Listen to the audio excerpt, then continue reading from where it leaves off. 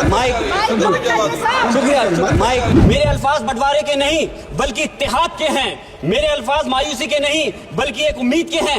एक मुस्लिम रहनुमा की हैसियत से मुझे इस दस्तावेज पर बेपनाह फख्र है, जो कि दस्तावेज जो संविधान हमें इजाजत देता है। आर्टिकल 19 में बोलने के अभिव्यक्ति की आजादी का हक दिया गया है, जो कि हमारे अधिकारी को हक की आवाज को छीनने का आप काम कर रहे हैं। आर्टिकल 29 के तहत अल्पसंख्यकों के हकों की हिफाजत करने के लिए प्रावधान किए गए हैं, लेकिन आप तो हमारे हकों की छीनना चाहते हैं। मैं उस संभल की सरजमी से आता हूँ जहाँ पर 15 दिन पहले एक संविधान को कमजोर करने का काम किया गया, जिस प्रकार से 5 मजलूमों की जान ले ली गई। मैं सांसद हूँ, मैं अपने मुकदमे का मैंने कहा था मुझे डर नहीं है, मेरे खिलाफ मुकदमा लिखा गया, मैं वहां मौजूद नहीं था। और ये मुकदमा जो हमारे चाहे विपक्ष के सांसद हो या सत्ता पक्ष के सांसद हो, आप याद रखिए जनता की आवाज हो, जनता के बीच में जाकर के आपके जवाबदेही बनती है। और मैंने अपनी जनता को आवाज को उठाने का काम किया, तो क्या गलत किया था? आज एक इमाम को सिर्फ इसलिए गिरफ्तार कर लिया गया संभल के अंदर कि सिर्फ उन्होंने अजान लाउड स्पीकर से दे दी थी। अफसोस है कि आज हमारे साथ ऐसी ज्यादती हो रही है। आर्टिकल 30 के अंदर अपने तालीमी इदारों को कायम करने और उनके चलाने का हक है, लेकिन हमारे साथ ज्यादती हो रही है। ये संविधान को अगर आप कमजोर करेंगे तो याद रखना ये देश कमजोर होगा, हमारा मुल्क कमजोर होगा। जो संविधान के प्रति वफादार नहीं हो सकते वो हमारे मुल्क के प्रति वफादार नहीं हो सकते। मॉब लिंचिंग सिर्फ धर्म के नाम पर, अगर कोई मुस्लिम है, ओबीसी है या पिछड़ा समाज का, एससी समाज का है, तो नाम पूछ कर करके उसकी हत्या कर दी जाती है।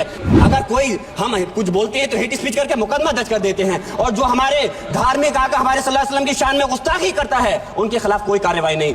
ये सवाल बंटवारे का नहीं बल्कि हम वतनों के लिए, जिनका ज़मीर मर गया है, उनके ज़मीर को जिंदा करने के लिए है। ऐसे जुल्म सुबह बेनूर को मैं नहीं मानता, मैं नहीं जानता। मैं भी खाइफ नहीं तख्ताए दार से, मैं भी मंसूर हूँ कैदो अगयार से। क्यों डराते हो जिंदान की दीवार से?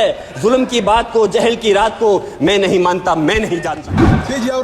बहुत बहुत शुक्रिया माननीय सभापति जी। मैं आज यहाँ मजलूमों की आवाज बनकर खड़ा हूँ।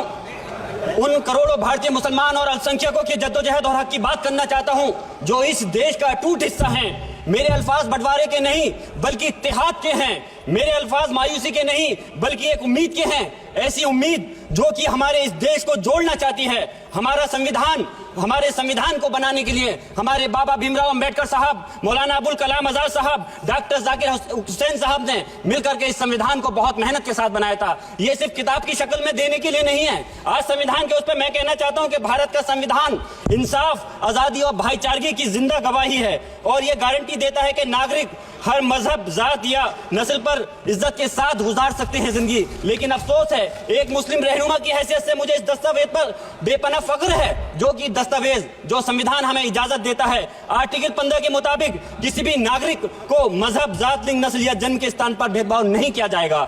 आर्टिकल 19 में बोलने के अभिव्यक्ति की आजादी का हक दिया गया है, जो कि हमारे अधिकारी को हक की आवाज को छीनने का आप काम कर रहे हैं। आर्टिकल 25 अपने मजहब को मानने और उस पर अमल करने की आजादी देता है। आर्टिकल 29 के तहत अल्पसंख्यकों के हकों की हिफाजत करने के लिए प्रावधान किए गए हैं, लेकिन आप तो हमारे हकों की छीनना चाहते हैं। माननीय सभापति जी, मैं आपके माध्यम से कहना चाहता हूं कि आर्टिकल 30 के अंदर अपने तालीमी इदारों को कायम करने और उनके चलाने का हक है, लेकिन हमारे साथ ज्यादती हो रही है। यह संविधान को अगर आप कमजोर करेंगे तो याद रखना ये देश कमजोर होगा, हमारा मुल्क कमजोर होगा। जो संविधान के प्रति वफादार नहीं हो सकते वो हमारे मुल्क के प्रति वफादार नहीं हो सकते।